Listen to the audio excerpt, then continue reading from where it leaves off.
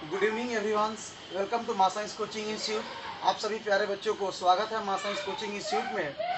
आज हम आपको बताने जा रहे हैं, पिछले क्लास में आपको हम बताए थे एक्सरसाइज नंबर 1.1, उसके पिछले क्लास में बताए थे एक्सरसाइज नंबर 1.2। आज हम बताने चल रहे हैं आपको एक्सरसाइज नंबर 1.3।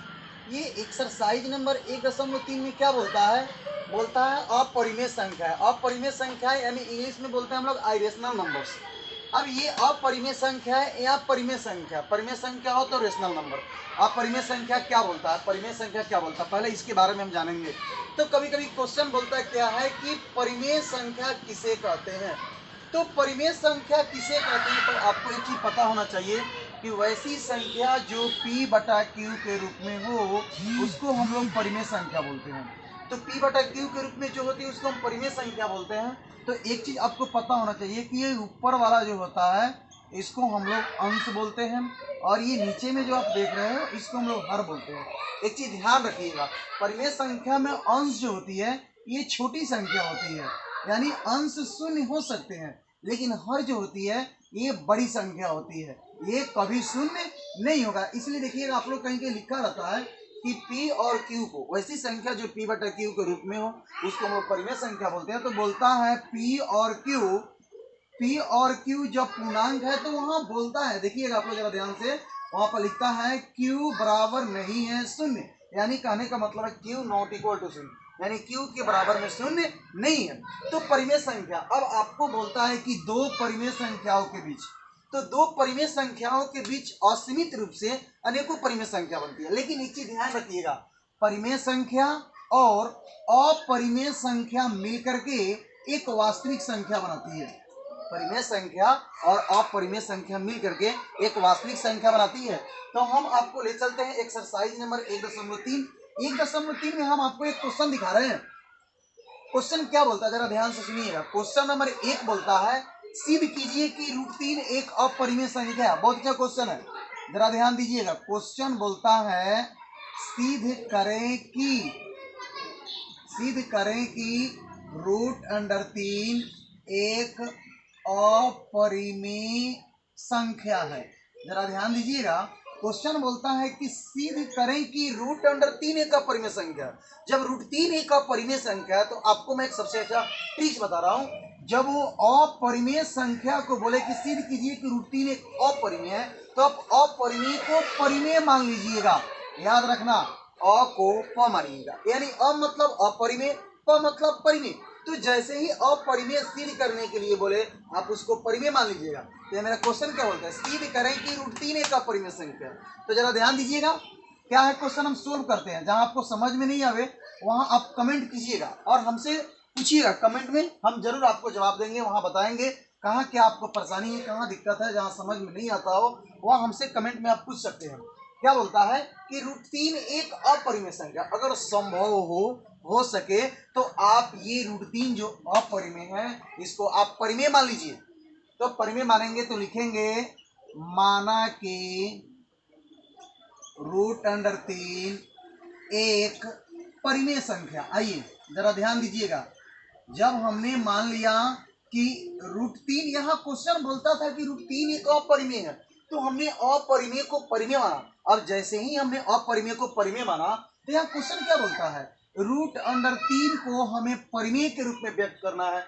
तो हम आपको अभी बताए हैं परिमेय संख्या वैसी संख्या जो P/Q के रूप में हो, तो √3 को हमने लिख दिया, √3 बराबर P/Q। और अभी हमने बताया कि P और Q यहाँ पर लिखेंगे जहां P और Q पूर्णांक है। जरा ध्यान दीजिएगा, P और Q पूर्णांक है। अब P और Q पूर्णांक है, क्यों पूर्णांक है, अब यहाँ पूर्णांक है और बोलता है Q नॉट इक्वल टू शून्य, क्योंकि यहाँ Q के बराबर में शून्य नहीं होगा। अब P और Q एक पूर्णांक है, क्यों पूर्णांक है, इसलिए पूर्णांक है कि P और Q के अतिरिक्त, यानी एक के अतिरिक्त इनका कोई अतिरिक्त ऋणखंड नहीं है।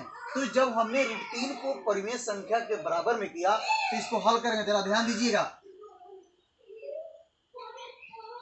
दीजिएगा, यहाँ पर हम हल करते हैं। √3 बराबर P/Q, इसको हल करना है, ये √3 में है। तो जब ये वर्ग है ना, ये रूट में है, तो सबसे पहले काम करो दोनों तरफ वर्ग कर दो। दोनों तरफ वर्ग करने पर, हम जैसे ही दोनों तरफ वर्ग करते हैं, जरा ध्यान दीजिएगा, रूट 3 का वर्ग करते हैं तो रूट अंडर 3 का वर्ग बराबर यहाँ पर हम लिख सकते हैं पी बटे क्यू का वर्ग, यानी कि 2 बार गुना। अब जैसे ही हमने वर्ग किया तो कभी कभी लोग बताते हैं कि ये स्क्वायर हटाओगे, वर्ग हटाओगे, रूट हटेगा, 3 बचेगा। ये तरीका है शॉर्टकट का। कभी कभी लोग बोलता है ये रूट 3 को मैं बता रहा हूँ क्यों होता है 3, कैसे आता है, जरा ध्यान दीजिएगा। ये रूट 3 का वर्ग, आप चाहो तो इसको 2 बार लिख सकते हो, क्योंकि आप घातांक करनी पढ़े होइएगा, वहां पर बोलता है कि गुना में पावर को जोड़ते हैं। ये रूट 3 का वर्ग बोलता है, मतलब रूट अंडर 3 को 2 बार गुना करो, और रूट 3 को 2 बार गुना किए 3 3 9, ये तो हम गुना करेंगे, रूट अंदर का गुना अंदर करेंगे, तो रूट 3 में रूट 3 से गुना किया, 3 3 9। अब आपको पता है कि 9 का वर्गमूल 3 होता है, ये सब कोई जानता है कि 9 का वर्गमूल 3 होता है।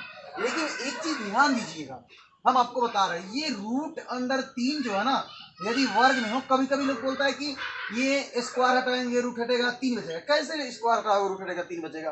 गलत। याद रखिएगा कि ये जब भी वर्ग में है, रूट अंडर है, तो ये रूट जो देख रहे हो ना, रूट अंडर 3, ये स्क्वायर जो तुम देख रहे हो, वर्ग जो तुम देख रहे हो, इस रूट 3 के बारे में बता रहा हूं। ये रूट का मतलब होता है 1/2। कोई भी अंक यदि रूट में हो उसका मान होता है 1/2। तो ये 3 जो है ना, ये रूट में है। अब आपको हमने बोला कि रूट का मान 1/2 होता है, तो 3 का मान लिखो 1/2, क्योंकि हमने रूट हटाया, इस रूट का मान हुआ 1/2। और आप पहले से जानते हो इसका वर्ग, तो चलिए हम भी इसका वर्ग कर देते हैं। लो वर्ग कर दिए। अब आपको एक चीज और पता है कि गुना में पावर को क्या करते हैं, जोड़ते हैं। अब पावर में पावर से गुना करते हैं, तो यहाँ दोनों का पावर है ना, 3 के पावर 1/2 और सबका पावर 2।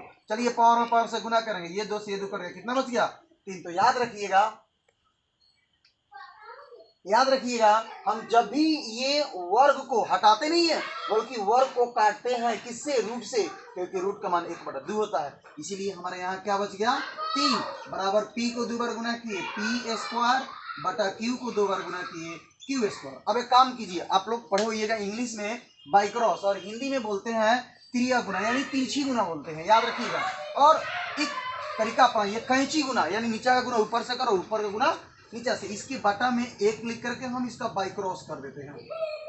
जरा ध्यान दीजिएगा, तो 1 में पी स्क्वायर से गुना करोगे तो ये मेरा होगा पी स्क्वायर बराबर 3 क्यू स्क्वायर। तो यहाँ ध्यान दीजिएगा जरा, तो बढ़िया से लिखेंगे, चूंकि पी स्क्वायर को, खूब ध्यान से देखिएगा, पी स्क्वायर को ये 3 क्यू स्क्वायर जो है क्या करती है? विभाजित करती है। तो लिखेंगे पी स्क्वायर को 3 क्यू स्क्वायर क्या करती है?